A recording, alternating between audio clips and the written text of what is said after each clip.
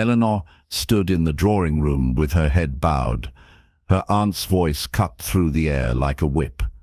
The words hurt more than any physical blow ever could. 3 young men sat on the velvet sofas before her. Each one wore fine clothes and held himself with pride. They were the sons of an earl. They had come to meet her, to see if she might make a suitable wife. "As you can see, gentlemen, she is plain," her aunt said. The woman walked around Eleanor like she was examining a horse at market. Her face is too round. Her hair is that dreadful brown color, not even a hint of gold in it, and she is nearly 23 years old. Quite on the shelf, I'm afraid. Eleanor kept her eyes on the floor. She had learned not to look up during these moments. Looking up only made things worse. Her fingers gripped the fabric of her grey dress. The dress was old and worn. Her aunt never bought her new clothes. Why waste money on someone so worthless? "Does she have any accomplishments?" the oldest son asked. His voice was bored. He had already decided against her. Eleanor could hear it in his tone. "She reads," her aunt said with a sniff. "Too much, if you ask me. It has given her ideas above her station. She plays the pianoforte poorly. Her needlework is adequate. Nothing more." The second son laughed. It was not a kind sound. "My father said she comes with a small dowry." "Very small, I understand. £2,000, her aunt said. She made it sound like 2 pennies. Her father left her that much before he died. It is all she has in the world. Well, that and the charity of my household." Eleanor felt her cheeks burn. Charity. That word again. Her aunt used it like a weapon. Eleanor had lived with her aunt for 5 years. Ever since her father died and left her with nowhere else to go. Her mother had died when Eleanor was born. Her father had been a gentleman, but not a wealthy one. When he passed, his small estate went to a distant cousin. Eleanor got only the £2,000. It was enough for a modest life. It was not enough to make her desirable. The third son stood up. He was the youngest of the 3. He looked at Eleanor with cold eyes. "I think we have seen enough. Thank you for your time, Lady Ashford." Her aunt smiled. It was the smile of someone who had expected this outcome. "Of course. I shall have tea sent to you before you depart." The 3 brothers left the room. They did not say goodbye to Eleanor. They did not acknowledge her at all. She was nothing to them. Less than nothing. Just another plain girl with a tiny dowry and no prospects. When the door closed, her aunt turned on her. "You did not even try to smile. You stood there like a block of wood. Is it any wonder no one wants you?" "I apologize, Aunt," Eleanor said softly. "Apologize? What good are apologies?" Her aunt's face twisted with anger. "You have been in my home for 5 years. 5 years of feeding you and housing you. And what do I get in return? Nothing. You cannot even attract a husband. Those were the sons of an earl, Eleanor. An earl, and they rejected you just like all the others." Eleanor said nothing. There was nothing to say. 12 men had come to meet her in the past 2 years. 12 men had walked away. Some had been cruel about it. Others had simply looked through her as if she were invisible. The result was always the same. She was not good enough. "Go to your room," her aunt said with a wave of her hand. "I cannot bear to look at you right now." Eleanor curtsied and left quickly. She walked through the cold hallway of her aunt's London townhouse. The walls were covered in expensive paper. The floors gleamed with polish. Everything in this house was beautiful. Everything except her. Her room was small. It was at the back of the house, near the servants' quarters. The bed was narrow. The wardrobe held only 3 dresses. All of them were grey or brown. Her aunt said bright colors would be wasted on someone with Eleanor's complexion. The single window looked out onto the back garden. Eleanor could see the stable from here. Sometimes she watched the horses and wished she could run away like they did when they were let loose in the country. She sat on her bed and let herself cry, not loud sobs that anyone might hear, just quiet tears that slid down her cheeks and dripped onto her hands. She had learned to cry silently. Loud crying made her aunt angry. Eleanor thought about the three brothers. They had been handsome, well-dressed, confident. They had looked at her with disgust, or worse, with pity. She wondered what was wrong with her. Why could no one see past her plain face? Why did no one care that she was kind, that she loved books and music, that she had dreams and hopes just like anyone else? But she knew the answer. In this world, kindness did not matter if you were not beautiful. Dreams meant nothing if you had no money. Hope was a luxury for people with prospects. She wiped her eyes and stood. Crying would not change anything. She walked to the small mirror on the wall. She looked at herself.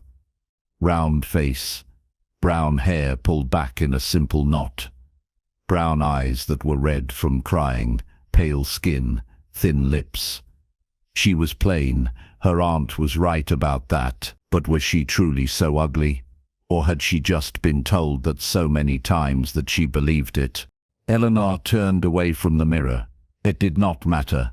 Beautiful or ugly, the result was the same. No one wanted her. Downstairs, she heard the sound of a carriage leaving. The three brothers were gone. They would go back to their father's estate and tell him about the plain girl with the tiny dowry. The Earl would nod and forget she ever existed. They would find other wives, pretty girls with large dowries and important families, girls who mattered. Eleanor sat at the tiny desk in the corner of her room. She pulled out a piece of paper. Writing helped. When she felt like this, she wrote poetry sometimes, or little stories. They were not very good, but they were hers. They were the only things in her life that belonged to her alone. She had just picked up her pen when she heard shouting from downstairs. Her aunt's voice rang through the house. "What do you mean?" "Another one." Eleanor set down her pen. She crept to her door and opened it a crack. She could hear her uncle now. He had been out when the brothers visited.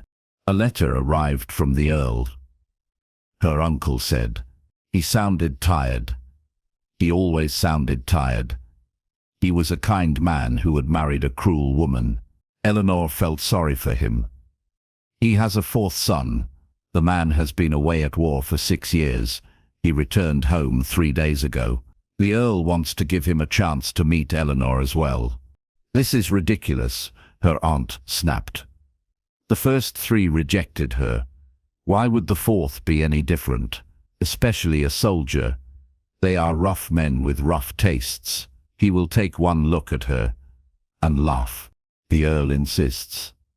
Her uncle said, "And I think we should agree. If Eleanor can marry into that family, it would be good for all of us.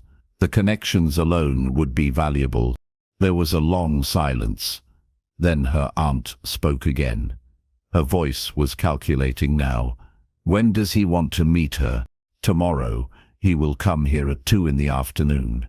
Eleanor closed her door quietly. She leaned against it and closed her eyes.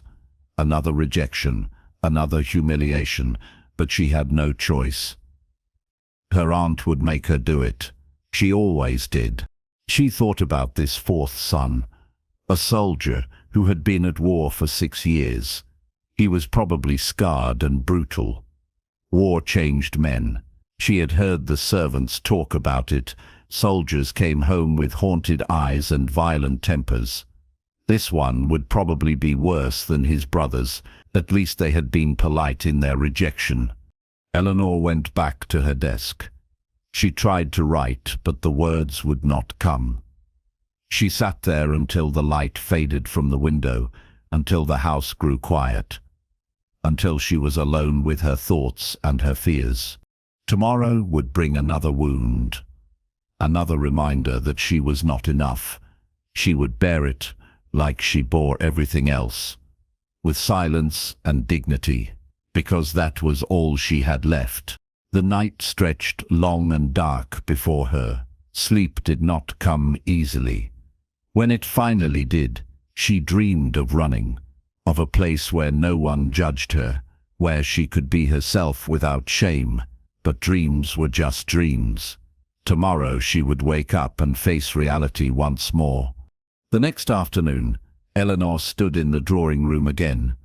Her aunt had spent the morning criticizing everything about her. Her dress was wrong. Her hair was wrong. Her posture was wrong. Nothing Eleanor did was ever right. Now she waited for the fourth son to arrive. Her hands were folded in front of her. Her head was up this time. Her aunt had insisted, "At least try to look like you have some spirit," the woman had said. The clock on the mantel ticked. Each second felt like an hour. Eleanor wished she could be anywhere else, but there was no escape. This was her life. She heard the sound of a carriage outside, heavy footsteps on the front stairs, the butler's voice in the hall. Then the drawing room door opened. Eleanor looked up and forgot to breathe. The man who entered was nothing like his brothers. He was tall, yes, broad-shouldered, yes, but there was something different about him, something in his eyes. They were grey, like storm clouds. They had seen terrible things, but they were not cruel. They were sad. He wore his uniform still, dark blue with silver buttons. His hair was black, cut short. There was a scar on his left cheek. It ran from his eye to his jaw. It should have made him frightening. Instead, it made him seem human, real, not like the polished perfection of his brothers.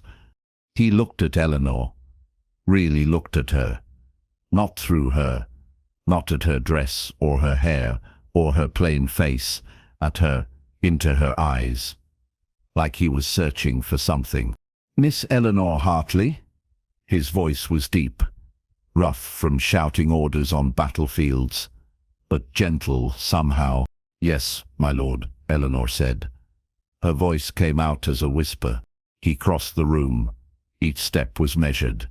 He moved like a soldier, like someone always ready for danger. But when he reached her, he stopped at a respectful distance. He bowed. It was a proper bow, not mocking, not perfunctory, respectful. "I am Captain James Ashworth," he said, "fourth son of the Earl of Thornfield. I apologize for the intrusion. I know you met my brothers yesterday." Eleanor felt her cheeks flush. "Yes, my lord." "James," he said, "please, I have not been called my lord in 6 years. It sounds strange to my ears now." Her aunt swept into the room. Then she had been hovering in the hallway. "Captain Ashworth, how good of you to come. Please sit. I shall have tea brought in."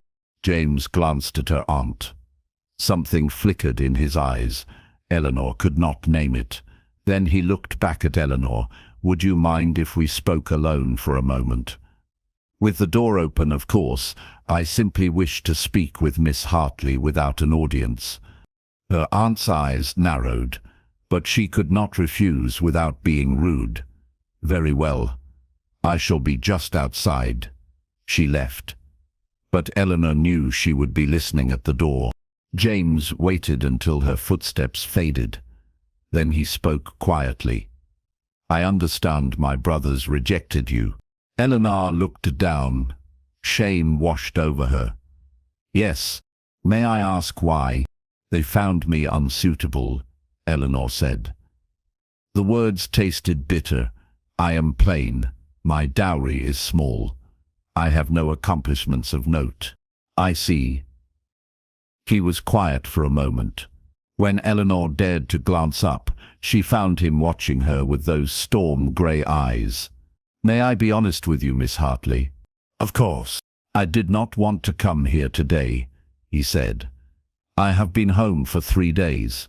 My father has spent every hour trying to marry me off. He has paraded 6 young women in front of me. Each one was beautiful. Each one had a large dowry. Each one smiled at me like I was a prize to be won." Eleanor did not know what to say to that. "I rejected all of them," James continued. "Do you know why?" She shook her head. "Because they did not see me," he said. "They saw my title, my father's wealth. They saw a path to a comfortable life, but when they looked at me, they did not see James. They saw Captain Ashworth, or worse, they saw the 4th son of an Earl." Eleanor understood that feeling, being invisible while people looked right at you. "When my father told me about you, he said you were plain," James said. "He said your dowry was tiny. He said you were desperate. He told me I could do better." Each word struck like a blow. Eleanor felt tears prick her eyes. She blinked them back. "I came here because of that," James said. "Because I thought perhaps someone who had been rejected might understand what it feels like to be seen as not enough." Eleanor looked up at him then. Really looked. She saw the exhaustion in his face, the lines around his eyes, the way he held his shoulders tight, like he was carrying a weight no one else could see. This was a man who had suffered, who knew pain, who understood what it meant to be broken. "You are not plain," he said quietly. "You have kind eyes, sad eyes, but kind." Eleanor felt something crack inside her chest. No one had ever said anything like that to her, ever. "I have a proposal," James said. "Not a marriage proposal, not yet, but a proposal nonetheless." "I am listening," Eleanor whispered. "I need to marry," he said. "My father insists.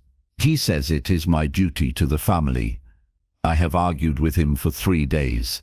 He will not relent.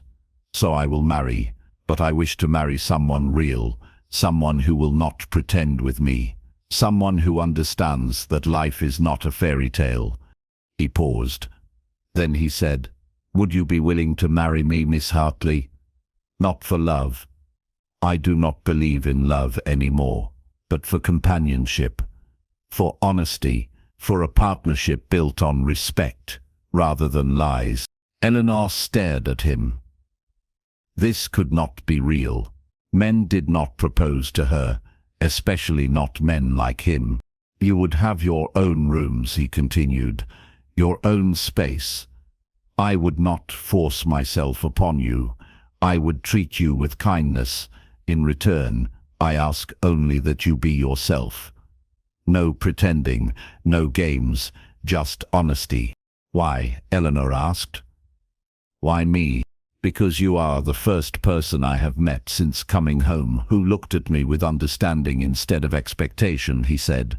"Because when I walked in here and saw you standing there afraid and trying to be brave, I recognized myself." Eleanor's mind raced. This was insane. She barely knew this man. But what choice did she have? Stay with her aunt and face more humiliations, more rejections, or take a chance on this scarred soldier who spoke of honesty and partnership? "I need to think," she said. "Of course." He reached into his coat and pulled out a card. "This is where I am staying. Send word by tomorrow evening. If you agree, we will marry quickly, within the week. If you refuse, I will respect your decision and trouble you no more." He bowed again. Then he turned to leave. "Captain Ashworth," Eleanor said. Her voice was stronger now. He turned back. "Thank you," she said, "for seeing me." Something softened in his face, almost a smile, but not quite. "Thank you for not running away when you saw my scar." Then he was gone. The door closed behind him. Eleanor stood alone in the drawing room. Her heart pounded. Her hands shook. Everything had changed in the span of 10 minutes. Her aunt burst in. "Well, what did he say?" "He asked me to marry him," Eleanor said. Her aunt's mouth fell open. For once, she had no words. Eleanor savored the moment.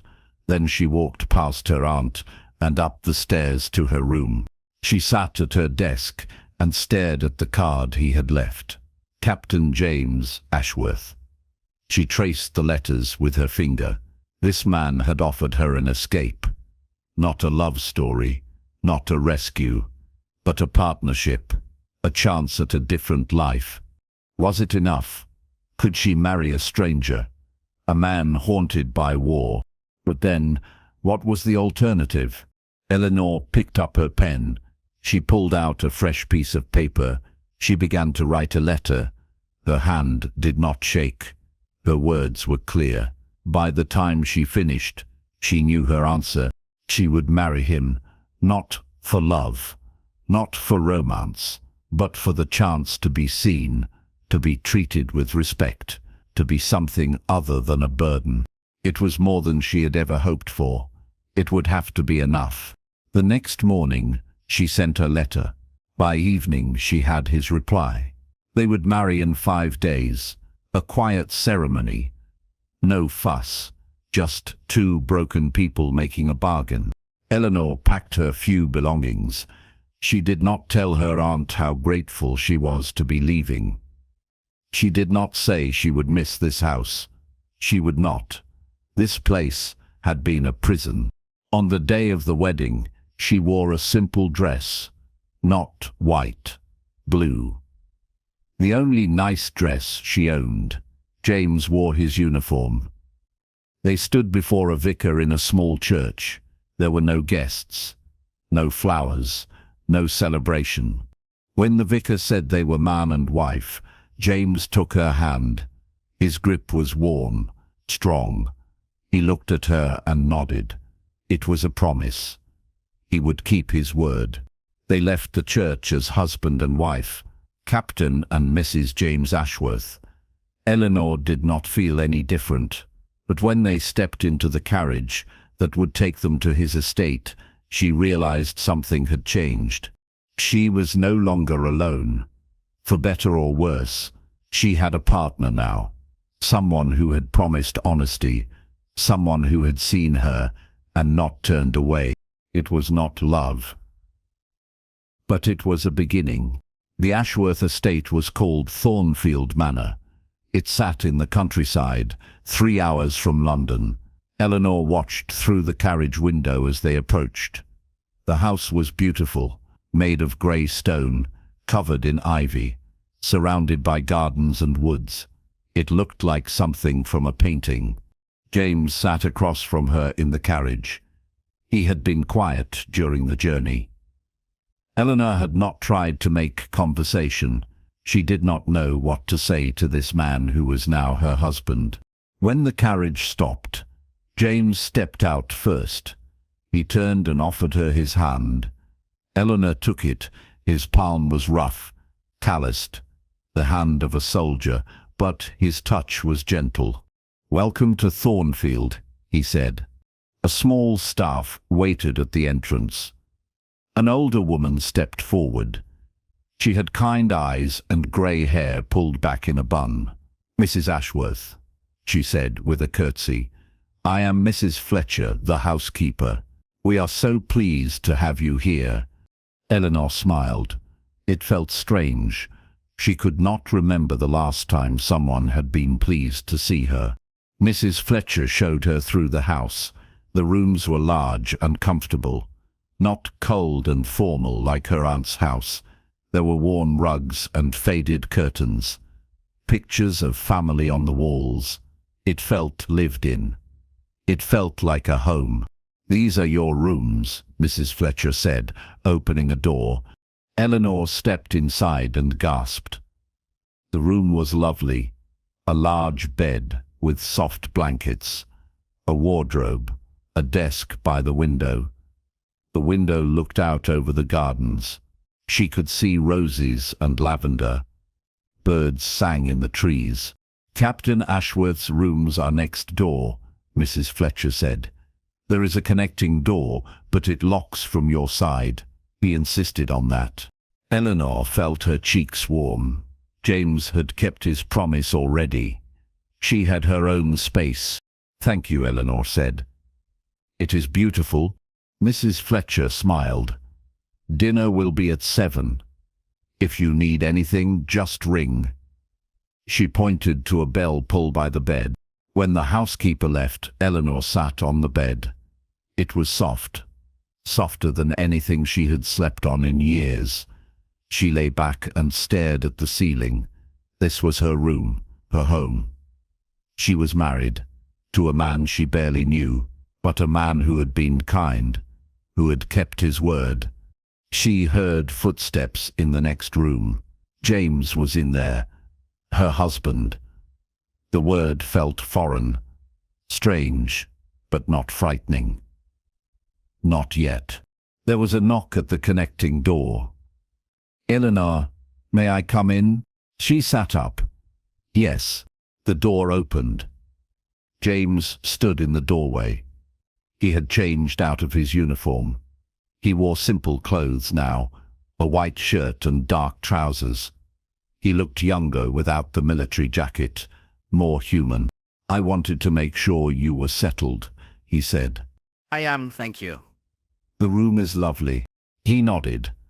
"I am glad you like it." He paused. "I know this is strange. We are strangers, yet we are married. I want you to know that I meant what I said. You have your own life here, your own space. I will not intrude." "Thank you," Eleanor said. "We will have dinner together," he said. "I think it is important that we talk, get to know each other. But after dinner, you may retire whenever you wish. There is no obligation." Eleanor studied him. He seemed nervous. This strong soldier who had survived war seemed nervous about talking to her. It made her feel a little braver. "I would like to have dinner with you," she said. "I would like to know you better." Relief crossed his face. "Good. I would like that too." He left then. The door closed softly. Eleanor sat there for a long moment. Then she stood and went to the wardrobe. She opened it and found new dresses inside, beautiful dresses in colors she had never worn, blue and green, and even a deep rose. She ran her fingers over the fabric. It was soft, expensive. He had bought her clothes, new clothes, in colors. Her eyes filled with tears. It was such a small thing, but it meant he had thought of her. He had wanted her to have something nice. Eleanor chose a green dress for dinner. It fit perfectly. She looked at herself in the mirror. The color made her skin look warmer, her eyes brighter. She looked different, not beautiful, but not plain either. Just different. At 7, she went downstairs. A servant showed her to the dining room. It was smaller than she expected. The table could seat 12, but it was set for 2, at one end and one side, close together. James was already there. He stood when she entered. His eyes widened slightly when he saw her. "Green suits you," he said. "Thank you." She sat down. He sat beside her. Dinner was simple: roasted chicken, vegetables from the garden, fresh bread. It was the best meal Eleanor had eaten in years. They ate in silence for a few minutes. Then James spoke. "Tell me about yourself. What do you enjoy?" "I like to read," Eleanor said, "and write. Poetry, sometimes, stories. Nothing very good." "I would like to read your writing someday," he said. "If you would share it." Eleanor looked at him in surprise. "Really? Really?" He took a sip of wine. "I like to read as well. There was not much time for it during the war, but before I left, I loved books. Adventure stories, history, even some poetry. What was the war like? Eleanor asked. Then she wished she could take the words back. I am sorry. That was rude. No, he said. It is a fair question. You are my wife. You should know. He set down his fork. It was terrible. Bloody. Loud. Men died every day. Some were my friends, some were strangers. After a while, you stop feeling it. You have to, or you will go mad. Eleanor saw the pain in his eyes. You did not stop feeling it, she said softly. He looked at her sharply. Then his expression softened. No, I did not. I wish I had. It would be easier. Feeling things is not weakness, Eleanor said. It is what makes us human, perhaps. He picked up his fork again. Tell me about your family, your father. Eleanor told him about her father, who had been gentle and kind, who had taught her to love books, who had died too soon, about her mother, who she never knew, about her aunt, who had taken her in, but never let her forget it was charity. James listened. He did not interrupt. He did not judge. When she finished, he said, I am sorry you were treated that way. You deserved better. Thank you, Eleanor whispered. They talked for 2 hours, about books and music, about the countryside, about nothing important. But it felt important. It felt like two people trying to build a bridge between them. When the meal ended, James stood. Thank you for dining with me. I enjoyed it. So did I, Eleanor said, and she meant it. Good night, Eleanor. Good night, James. She went up to her room. She lay in her new bed. The sheets smelled like lavender. Outside, she could hear the wind in the trees. It was peaceful, safe.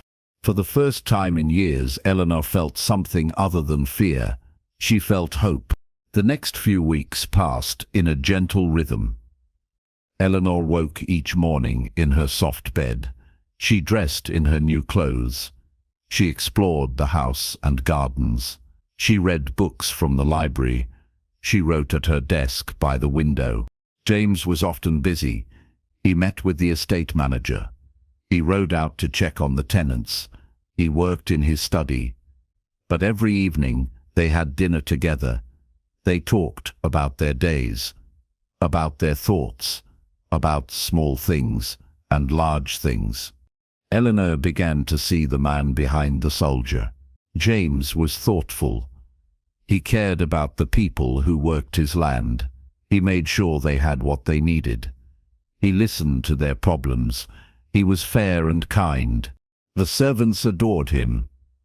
Mrs. Fletcher told Eleanor stories about how James had been as a boy, running wild through the gardens, climbing trees, always in trouble, but always apologetic after. He was such a sweet child, Mrs. Fletcher said. Then he went to war. When he came back, he was different, quieter, sadder, but still sweet. Deep down, Eleanor saw that sweetness in small moments, the way James always thanked the servants, the way he spoke gently to the horses, the way he made sure Eleanor had everything she needed without being asked. He bought her paints when he noticed her looking at the gardens like she wanted to capture them. He found a beautiful journal for her writing. He asked what books she liked and made sure the library was stocked with them. But he never asked for anything in return. He kept his distance.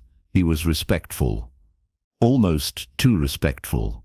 Sometimes Eleanor wondered if he regretted marrying her, if he wished he had chosen one of those beautiful women his father had paraded before him. One afternoon, Eleanor was in the garden. She had set up her paints on a small table. She was trying to capture the roses. They were in full bloom, red and pink and white. They smelled like heaven. She heard footsteps on the path. James appeared. He had been riding. His hair was windswept. His cheeks were flushed. He looked alive in a way he did not usually look. "May I see?" he asked, gesturing to her painting. Eleanor hesitated. Her painting was not very good, but she nodded. He came closer. He studied the canvas. Then he smiled. It was the first real smile she had seen from him. It transformed his face, made him look younger, happier. "This is beautiful," he said. "It is not very good," Eleanor said. "It is honest," James said. "You see the flowers as they are, not as you think they should be. That is a gift." Eleanor felt warmth spread through her chest. "Thank you." He sat on the bench beside her table. "May I watch you paint?" "If you wish." They sat in comfortable silence. Eleanor painted. James watched. The sun moved across the sky.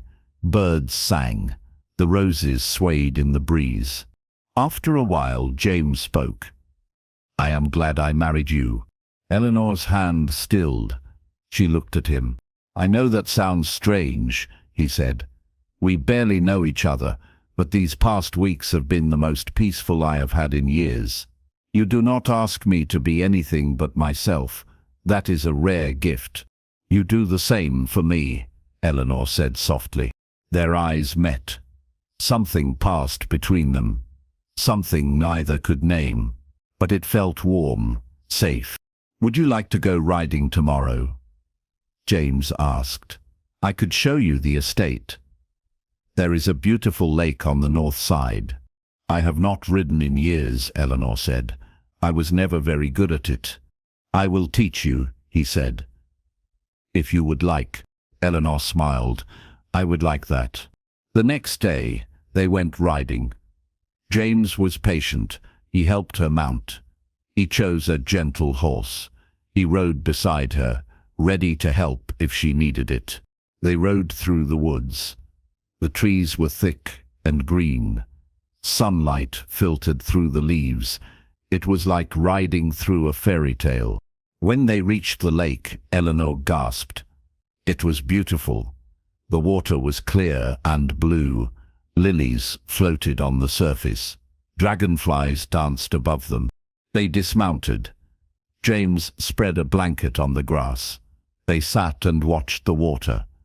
They talked about their favorite books, about places they wanted to see, about dreams they had as children. "I wanted to be a knight," James said, with a laugh. "I thought I would ride out and save people, be a hero."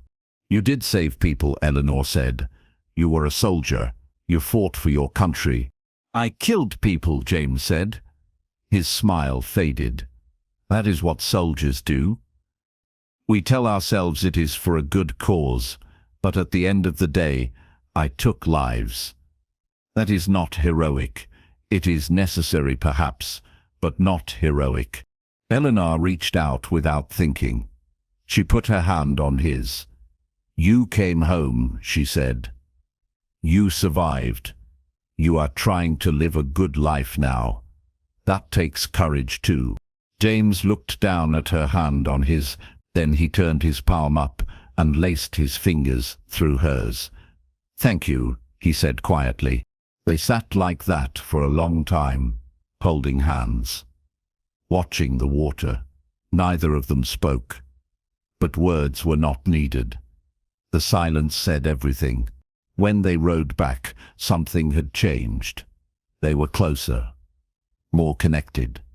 That night at dinner, James sat closer. Their arms brushed. Eleanor felt her heart beat faster. After dinner, James walked her to her room. He stopped at the door. "I enjoyed today," he said. "So did I." He hesitated. Then he said, "Eleanor, I need to tell you something." Her heart raced. "What is it?" "When I married you, I thought it would be a practical arrangement," he said. "I thought we would be companions. Nothing more, but I find myself wanting more." Eleanor could not breathe. "I am beginning to care for you," he said. "More than I expected, more than I thought I could. And I want you to know that if you do not feel the same, that is all right. I will not pressure you. But I could not be honest if I did not tell you." Eleanor stared at him. This strong, brave man looked nervous, vulnerable. He had just given her his heart, and he was terrified she would reject it. "I care for you too," she whispered. "I did not expect to, but I do." Joy flooded his face. He reached out slowly. He cupped her cheek in his hand. His thumb brushed her skin. "May I kiss you?" he asked. "Yes," Eleanor breathed. He leaned in. His lips met hers. The kiss was gentle, sweet. It tasted like hope and new beginnings. When he pulled back, they were both smiling. "Good night, Eleanor," he said. "Good night, James." She went into her room and closed the door. She leaned against it and touched her lips. She was smiling, actually smiling, and her heart felt full. She was falling in love with her husband.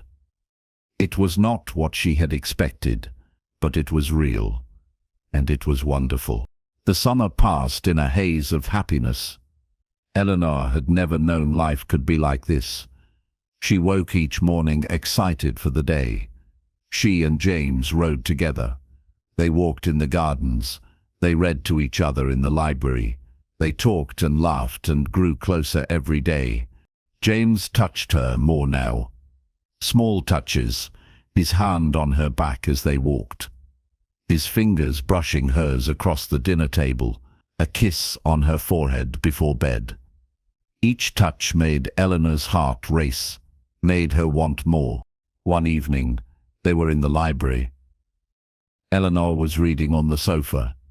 James sat in his chair, working on estate ledgers. Thunder rumbled outside. Rain began to fall. Eleanor looked up from her book. She watched James as he worked. He had taken off his jacket. His shirt sleeves were rolled up. She could see the muscles in his forearms. A lock of dark hair had fallen across his forehead. He looked beautiful. As if feeling her gaze, he looked up. "What is it?" "Nothing," Eleanor said. "I was just thinking." "About what?" "About how happy I am," she said honestly. James set down his pen. He stood and crossed to her. He sat beside her, on the sofa. "So am I," he said. "I never thought I could be this happy again." "Again?" Eleanor asked. He was quiet for a moment. Then he said, "Before the war I was different. I believed in things, in honor and duty and love. Then I saw what people do to each other, what I did, and I stopped believing. I thought I would never feel anything good again." "But you do now?" Eleanor asked softly. "Yes." He took her hand. "Because of you. You make me remember what it is to be human, to feel joy, to hope." Eleanor felt tears prick her eyes. "You do the same for me. Before you, I thought I was worthless, that no one could ever want me. But you see me. You make me feel valuable." "You are valuable," James said fiercely. "You are kind and creative and strong. Anyone who could not see that was a fool." He leaned in and kissed her. This kiss was different from the others. It was deeper, more urgent. Eleanor felt heat spread through her body. She kissed him back with all the feeling in her heart. When they finally pulled apart, they were both breathing hard. James rested his forehead against hers. "I love you," he whispered. "I did not think I could love anyone. But I love you, Eleanor." Eleanor's heart soared. "I love you too," she said. "So much." He kissed her again, then he pulled her close. She rested her head on his chest.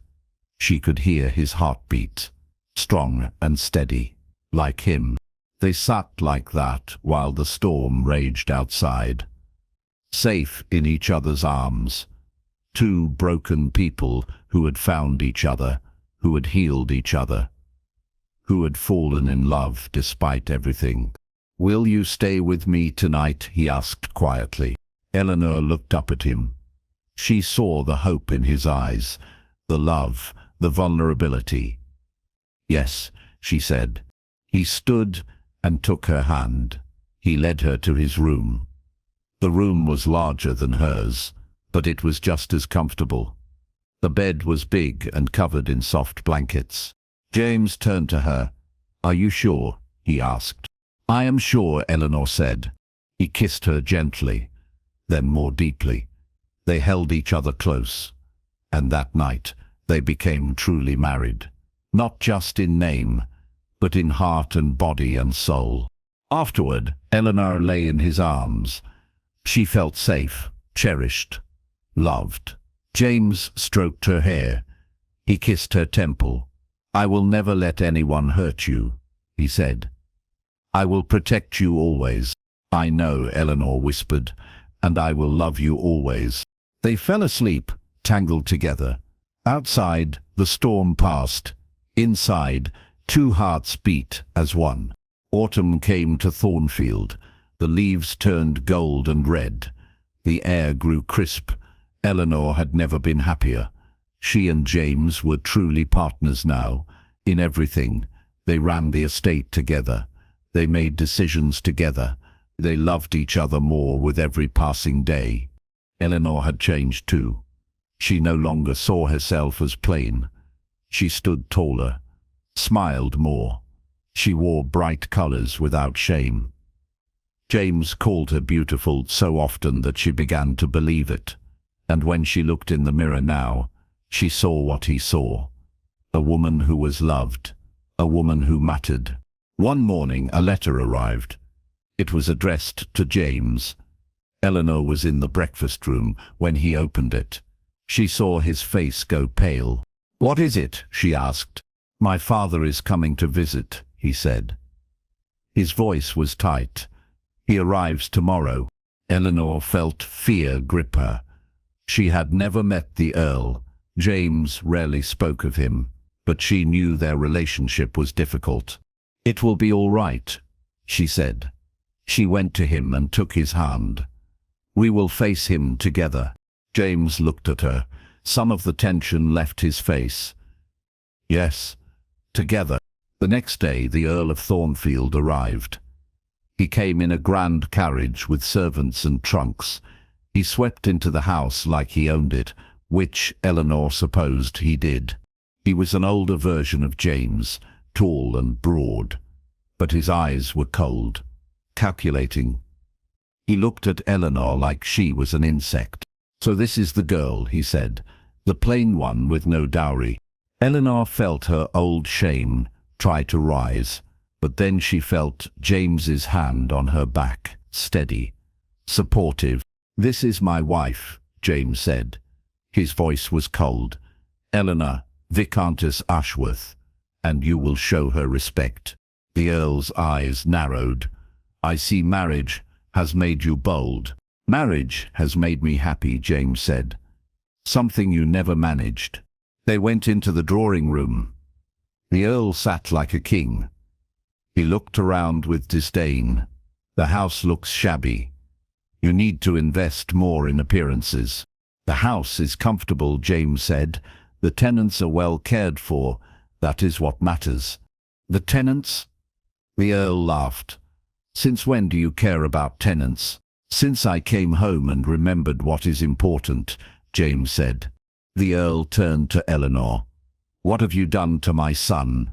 He was never sentimental before." "I have done nothing," Eleanor said quietly. "James is his own person. He makes his own choices." Choices. The Earl spat the word. "He chose you. My other sons wanted nothing to do with you. But James the fool decided you were good enough." "That is enough," James said. He stood. "You will not speak to my wife that way." "I will speak however I please," the Earl said. "You are my son. This is my estate. You live here by my grace. Then perhaps we should leave, James said. Eleanor stared at him. He was willing to give up his home for her. The Earl looked shocked too. You would not dare. Try me, James said. I have lived through war. I have seen death. I am not afraid of you anymore. I love my wife. I will not let you hurt her. If you cannot treat her with respect, we will leave. We will make our own way. The room was silent. The Earl stared at his son. Eleanor held her breath. Finally, the Earl stood. I see I have wasted my time here. He looked at Eleanor. You have bewitched him somehow, but it will not last. He will see what you truly are eventually. He swept out of the room. They heard him shouting orders to his servants. Within an hour, he was gone. James turned to Eleanor. I am sorry you had to endure that. You defended me, Eleanor said. Her voice shook. You were willing to give up everything for me. You are everything, James said. He pulled her into his arms. This house, this title, none of it matters without you. You are my home now. Eleanor cried then. But they were happy tears. This man loved her. He chose her over his father, over his inheritance, over everything. I love you, she said. I love you so much. And I love you, he said. Always. They held each other tight. Outside the wind blew cold, but inside they were warm, safe, together. 2 days later, another letter arrived. This one was from the Earl's solicitor. James read it and started to laugh. What is it? Eleanor asked. My father has given us Thornfield, James said. The house and all the lands. He says he is washing his hands of me, but it is ours now, truly ours.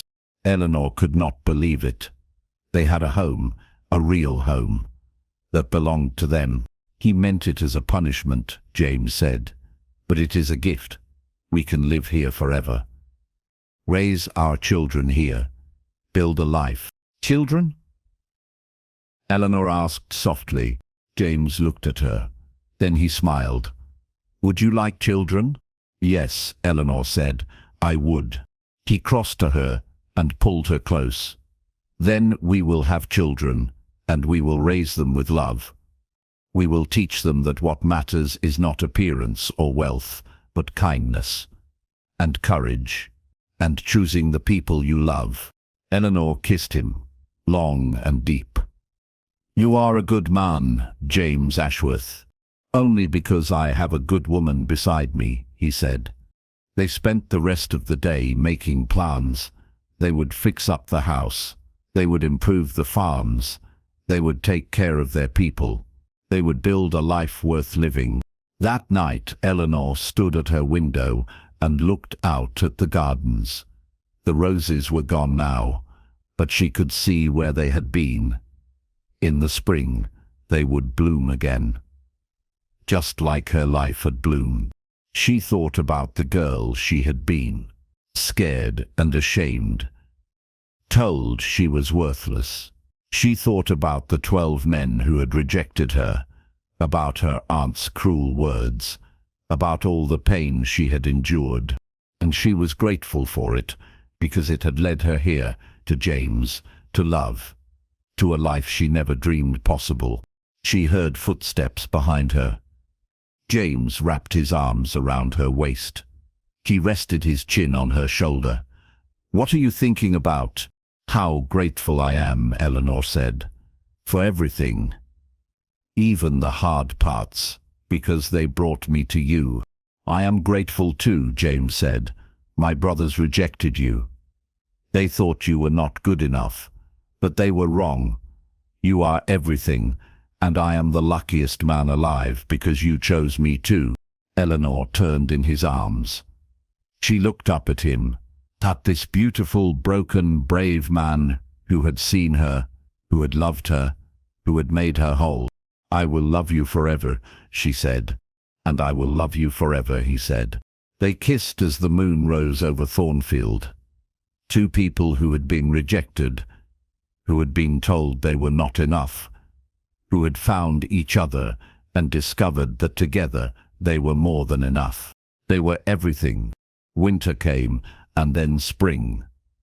The roses bloomed again. Eleanor was expecting their first child. She was happy beyond measure. James doted on her. He worried over her. He loved her more fiercely with each passing day.